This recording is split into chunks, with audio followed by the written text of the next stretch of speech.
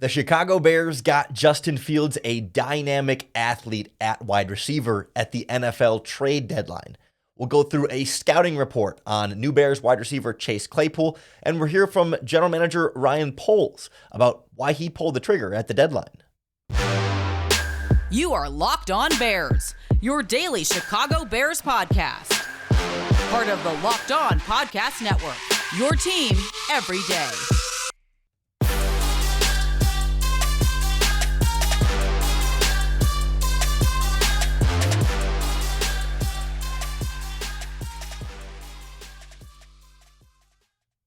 This is Locked On Bears, and I'm your host, Lorin Cox. I'm here to bring you your daily, in-depth Chicago Bears news and analysis. You can follow me on Twitter at CoxSports1. You can follow the podcast on Twitter at Locked On Bears. You can like Locked On Bears on Facebook. Join the Locked On Bears Facebook group for even more Bears talk. And make sure you hit that subscribe button on the Locked On Bears YouTube channel to keep up with all of our video podcasts as well. Thanks for making Locked On Bears your first listen today, and hopefully every single day. Today's episode of Locked On Bears is presented by PrizePicks. PrizePicks is daily fantasy made easy. Pick 2 to 5 players, and if they score more or less than their PrizePicks projections, you can win up to 10 times your money on your entry.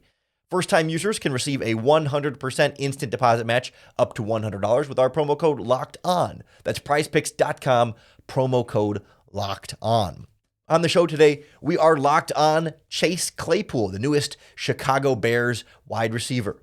We'll react to the trade, go through some of the different dynamics of why this makes sense for the Chicago Bears, even if they gave up quite a bit in terms of value to go get a player like Chase Claypool. Then we'll hear from Chris Carter, the host of Locked On Steelers, to get our local expert here on the Locked On Podcast Network, giving us a scouting report on Chase Claypool and what the Chicago Bears can expect from their new wide receiver. And we'll wrap up hearing from general manager Ryan Poles about some of the factors that go into this decision-making process and why the time was now to pull the trigger as opposed to waiting to add wide receivers for Justin Fields later on down the line. Big picture. A second-round pick was a lot to give up for Chase Claypool. That's exactly where he was drafted in the second round, and the Bears' second-round pick that they gave up is likely going to be earlier in the second round than where Chase Claypool was drafted. And I think the good measuring stick here is that many Steelers fans did not expect to be able to get a second-round pick for Chase Claypool, and they were thrilled to be able to get a second-round pick for Chase Claypool. And that never leaves you feeling great about the value that the Bears got, and at first, it looked like sort of an obvious overpay, but as more information came out, we've seen multiple reports now that the Green Bay Packers were among other teams offering a second-round pick for Chase Claypool, and of course, the Steelers take the Bears offer because they believe the Bears' second-round pick will be higher in the round than the Packers' second-round pick. So there's an added bonus here of the Bears taking a wide receiver option away from Aaron Rodgers and the division rivals. That adds a nice bonus, and I think from Chicago's perspective, there's a higher upside here to Chase Claypool, that you can get more out of Claypool than what the Pittsburgh Steelers have gotten out of Chase Claypool. Chase Claypool. I'm gonna end up mixing up his name once or twice here on the podcast, right? Some of the risk and the concern here, right? No doubt that Claypool is an extremely talented player. He's 6'4", almost 240 pounds, runs really fast. He's big, fast, and strong. The types of things you can't teach, right? You can't coach that kind of size and that kind of speed. And he's had some really good production in Pittsburgh so far as well, but clearly some disgruntled aspects at this stage in his career and some questions about his on and off field maturity there.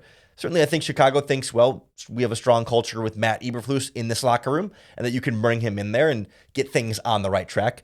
I would push back on that and say that Mike Tomlin in Pittsburgh also has a very strong culture, and it's not just like, oh, the Steelers aren't able to corral personalities like that, because I think Tomlin is a very well-respected coach and beloved by his players, but you can add that the Bears have some of Claypool's college teammates in the building as well. I mean, played with Cole Kmet at Notre Dame. I believe Mustipher was there at the same time.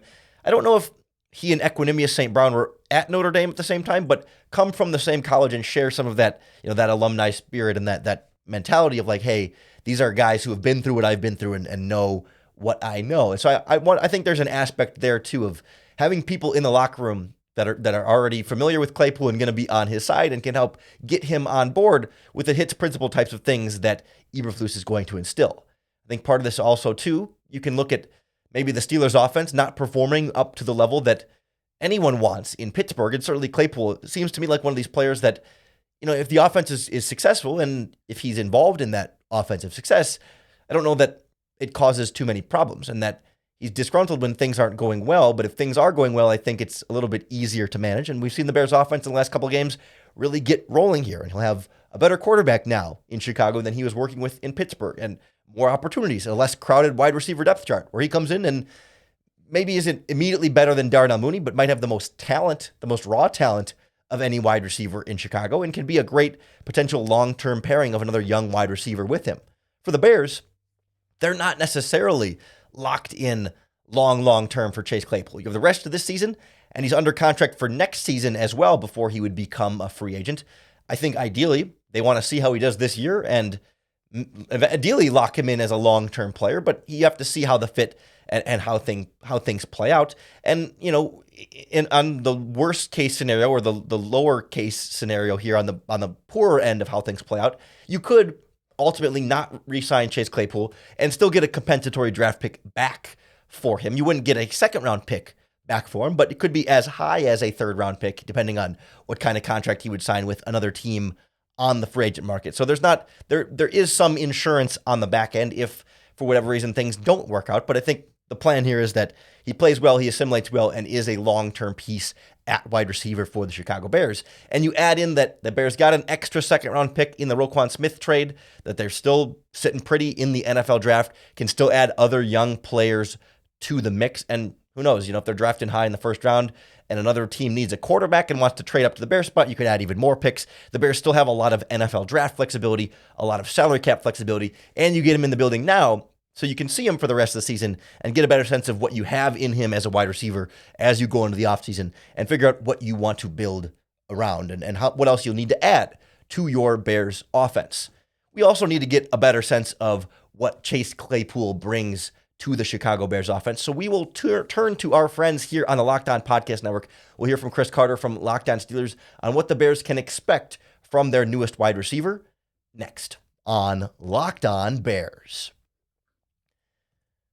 This episode of Locked On Bears is brought to you by our friends at SimpliSafe. If you've thought about securing your home with home security, but you've been maybe putting it off for whatever reason, you'll want to listen up because Locked On Bears listeners can get and order the #1 rated SimpliSafe home security system for 50% off. It's their biggest offer of the year, and you're not going to want to miss it because SimpliSafe has been named the best home security system of 2022 by U.S. News and World Report. It's now the third year in a row. They are solid. They are the name brand now in home security because in an emergency, they have 24/7 professional monitoring agents that use Fast Protect technology exclusively and proprietary from SimpliSafe to capture critical evidence and verify that a threat is real so you can get the priority police response. They're not just going to say, oh, maybe it's a false alarm, maybe it's not. SimpliSafe makes sure that they confirm what is going on there with advanced sensors for every room, window, and door, HD security cameras inside and out in that professional monitoring service to make sure that you are on top of things and keeping your home and your loved ones safe. Don't miss out on your chance to save big on the only security system I recommend here on Locked On Bears. Get 50% off any new SimpliSafe system at simplisafe.com/LockedOnNFL. This is their biggest discount of the year, so don't wait. That's simplisafe.com/LockedOnNFL. There's no safe like SimpliSafe. There's no Pittsburgh Steelers analysis like our friend Chris Carter from Locked On Steelers, who breaks down the Steelers every single day, has been covering Chase Claypool now for the last 3 seasons, and I think knows better than anybody what the Steelers have in Chase Claypool, what kind of good he's been able to do, and where some of the shortcomings have fallen. So I want to start with his analysis here on Claypool coming to the Chicago Bears and what they had from him in Pittsburgh, and then we'll kind of dive in more specifically on how he'll fit in Chicago and what we should expect for the rest of this season and next year at the very least. I'm Chris Carter of the Locked On Steelers podcast, here talking to you Bears fans on Locked On Bears. I will let you know about Chase Claypool, just my perspective of the last 3 years of covering him. Chase Claypool has a lot of promise or a lot of potential, I'd say, for where he could be in the NFL. He's 6'5", he's 240. He can move, he can run really fast.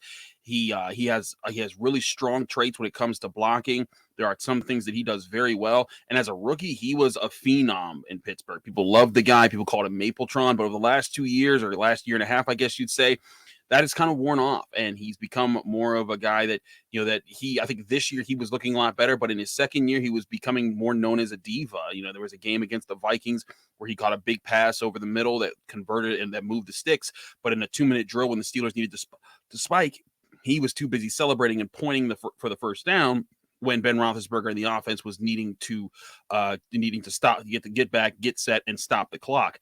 And in that game, they lost by a single touchdown because, well, they ran out of time in the end. But Chase Claypool, one thing I'll tell you, his strengths are best usually used when he's being targeted over the middle or when he's getting a chance to catch the ball in space and get running. He's really fast. He runs strong. But his biggest problems come when he's 6'5". You'd think that he'd be great at going up and getting 50-50 balls. He hasn't been very good at that since his rookie season. There were a couple of times in his rookie season where he flourished in those modes. He did not after a while, and he's gotten better at it. I will say his hands have gotten more consistent this year. But as far as, high pointing the ball, beating out defenders in those situations, or keeping his feet when he's way downfield, those are the things he struggled with. Honestly, I felt that the Steelers weren't going to get a second-round pick in return. I thought that they were going to wait until the end of the season and maybe get a third or a fourth for him at best. So personally, I feel like the Bears might have overpaid for him. And ultimately, if the Bears stick with the 45th position in the second round of the NFL draft, the Steelers will have gotten back a higher pick from the Bears than the pick that they spent to get Chase Claypool. But still, he is a talented player, and he will give Justin Fields another option. I will be interested to see how the Bears want to use him, whether it's a big slot like the Steelers had used or lining him up outside. Either way, he's talented, he's big, he's fast. If the Bears can unlock that potential, he could be a serious threat.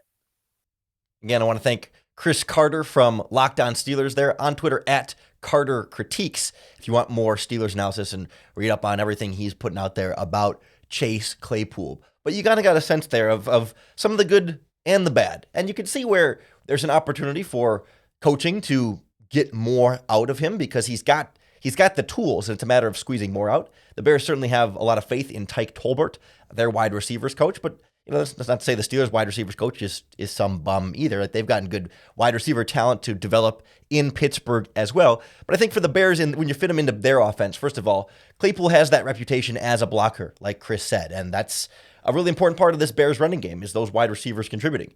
It helps when you're 6'4" and 235 plus pounds to be a physical player in the blocking. But I think he's got that mentality, right? That even if there's this idea of maybe he's got diva aspects, you don't think of a diva wide receiver as somebody who's going to be willing to be physical and get involved in the ground game, which is a little bit more of like an unselfish type of sacrifice in the offense, right? So I think there's some ability to work there. And I also think I've looked around and seen Pittsburgh Steelers fans all season complaining about their offensive coordinator, Matt Canada, really not putting their players in the best position to be successful, which leads me to a couple of things. One, it would seem then that the Bears could get more out of Claypool than what the Steelers have been getting out of him this season. You see statistically, Claypool is on pace for, he's got the fewer yards per game this season and is just generally not quite as productive this season as he has been the last couple of years when he has amassed over 800 yards in each of the season.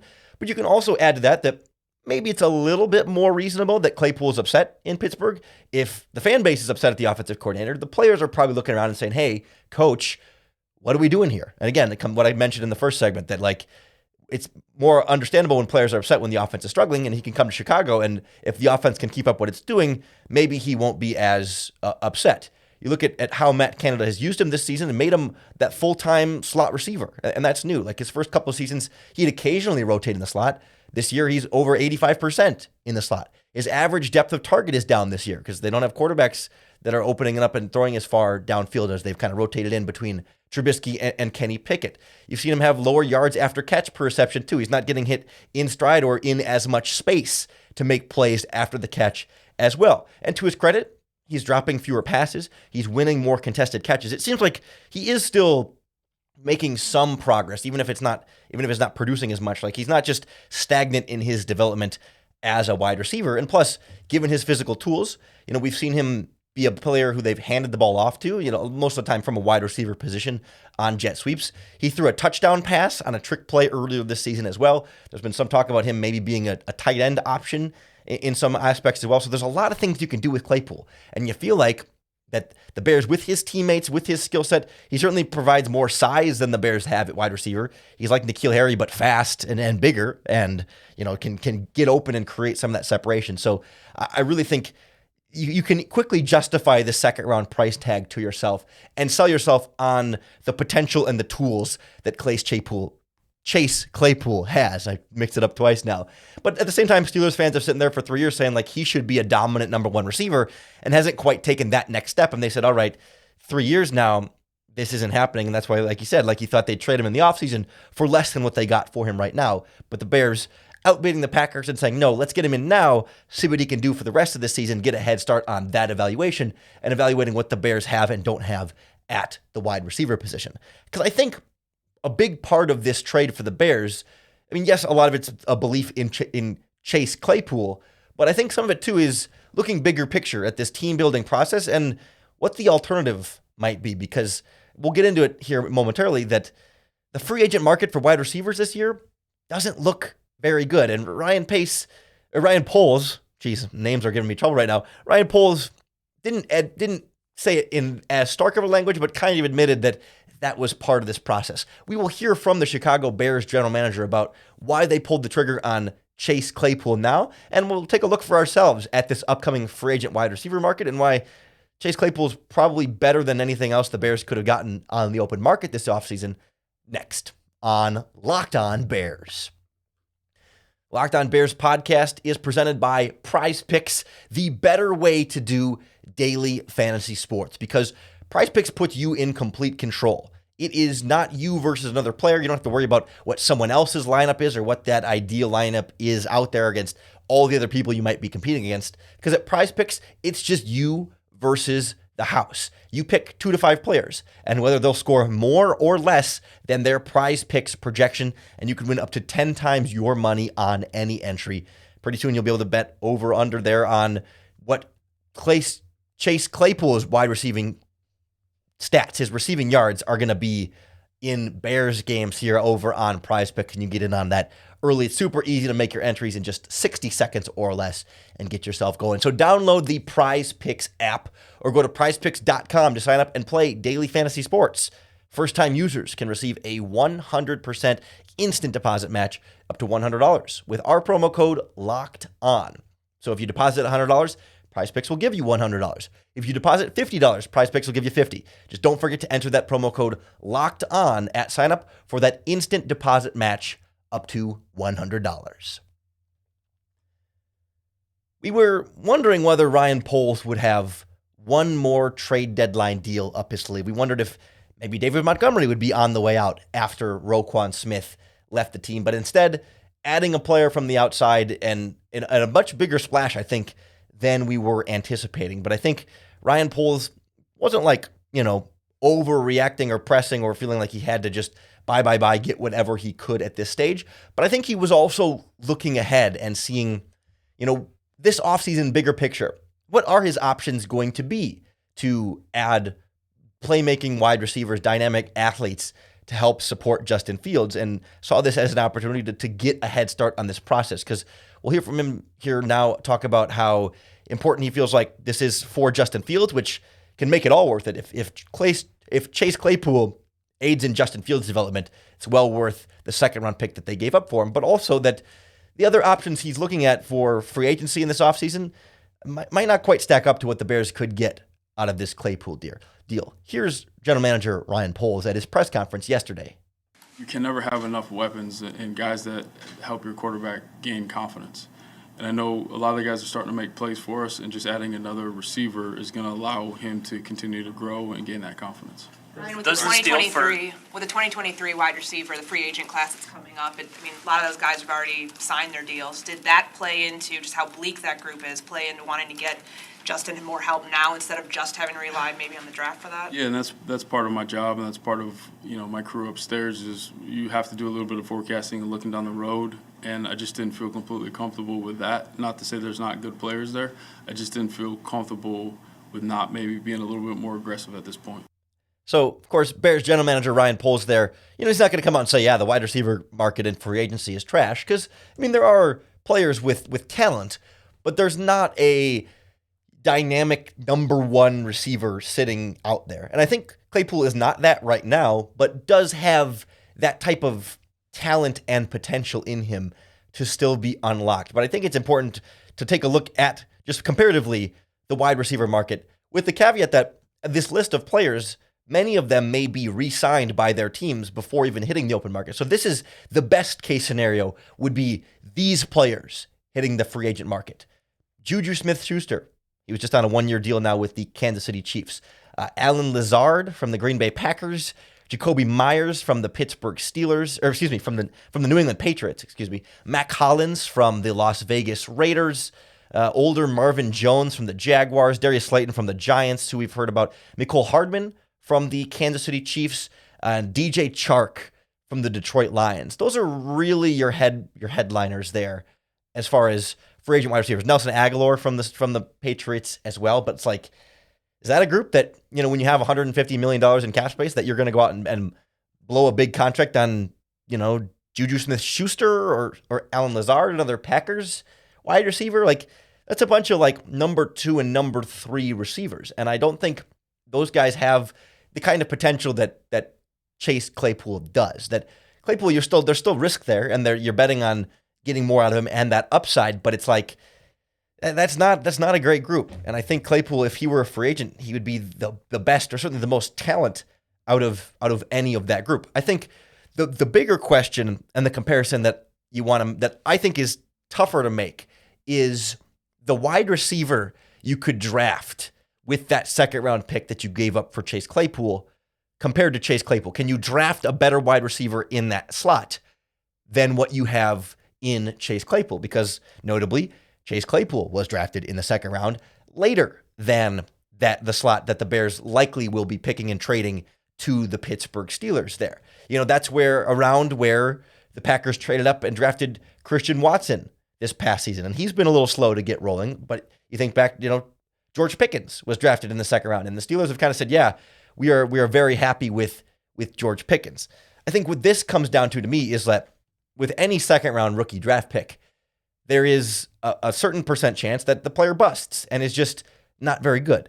There is a risk with Chase Claypool, but we have seen him produce at the NFL level for 2.5 seasons now, and that he's been an 800-yard receiver. Even if he's been maybe, I don't know if a disappointment is too strong of a word because he's produced well, even though maybe he hasn't been as good as Steelers fans hoped he could be, you've still seen 2 seasons of 800-plus yards, and even this season he's on pace for, I didn't do the math, but another, 600-plus yard season. This is not Anthony Miller has 1 season of 700 yards and then disappears for 2 years, right? This is multiple seasons of still very, very good, even if he hasn't been great. And so he is more of a sure thing than the wide receiver you would take with that second-round pick. Now, could you draft a wide receiver with the Bears' first-round pick and then use those 2 second-round picks on, an offensive lineman and a pass rusher? I mean, you could always start to divide this in multiple ways. But I also think the Bears look at this and say, we need multiple wide receivers. We have Darnell Mooney, great. Probably going to need 2 more guys to add to Darnell Mooney. Chase Claypool is one of them. So now you either add another free agent as that number 2, number 3 guy, or maybe you draft a rookie as well, but that rookie, hey, also not going to be Chase Claypool right now. Maybe that rookie could become Chase Claypool, but as a rookie, are they going to have the type of impact that Chase Claypool can right now? And I don't think the math quite equals out there as well. He's just more of a known commodity and a little bit less of a risk in that regard. Still a risk, but less of a risk there, with some insurance on the back end of a potential compensatory pick there as well. So I think I see where Ryan Poles is coming from, and especially when you add in that sounds like other teams were offering second-round picks and the Bears beat out the Packers. It bundles up to say, yeah, maybe they gave up more than you would have liked to, but you can live with it and feel like this was something that's going to benefit the Chicago Bears greatly moving forward, not only for the rest of this season, but for next season, and maybe a long-term option for you at wide receiver. So I think all in all, you can feel good about this acquisition on deadline day, knowing that you lost Roquan Smith and you lost Robert Quinn, and there's still the tear down aspect, but adding a young player like this with some upside should be exciting at the very least and gives you something exciting to look forward to. We'll see how long it takes him to get up to speed in this Bears offense, and I wouldn't expect Sunday against Miami Dolphins Claypool to play every single snap and be a 150-yard receiver or anything like that, but slowly but surely we'll see what Justin Fields can do with a big, fast, strong wide receiver who maybe can give you a bigger catch radius for Fields to throw to. Certainly, we'll turn our attention here next to the Miami Dolphins later on this week for Crossover Thursday here on the Locked On Podcast Network. So make sure you hit that subscribe button wherever you're listening to the Locked On Bears podcast or on the Locked On Bears YouTube channel to keep up with all of our daily, in-depth Chicago Bears news and analysis. Let us know what you think about Chase Claypool. Jesus. Let us know what you think about Chase Claypool in the comments on the Locked On Bears YouTube channel, on Twitter at Locked On Bears, in the Locked On Bears Facebook group. The discussion is already rolling about NFL trade deadline there as well. So join in the conversation. Be a part of the show. It makes things that much more fun. Thanks for making Locked On Bears your first listen today and hopefully every single day. If you're looking for your second listen, check out the Locked On Sports Today podcast, breaking down all the biggest stories in sports. I'm on the Locked On Sports Today podcast today, talking about the Bears trades of Roquan Smith and Chase Claypool on this NFL trade deadline. So you can hear more of me and the Bears talk on the Locked On Sports Today podcast and all the biggest stories in sports, including the Brooklyn Nets and firing Steve Nash and likely hiring Ime Udoka as well. So lots going on there to catch up on all your sports news. Locked On Sports Today. Wherever you're listening right now to Locked On Bears podcast, you can find Locked On Sports Today there as well. Come on back tomorrow for our Dolphins preview with Locked On Dolphins. We'll put together a game plan for the Bears to beat the Dolphins on Friday. And then, on Monday, we'll break down whatever happens in the game. So keep on coming back for more and come back for that next opportunity for you to bear down.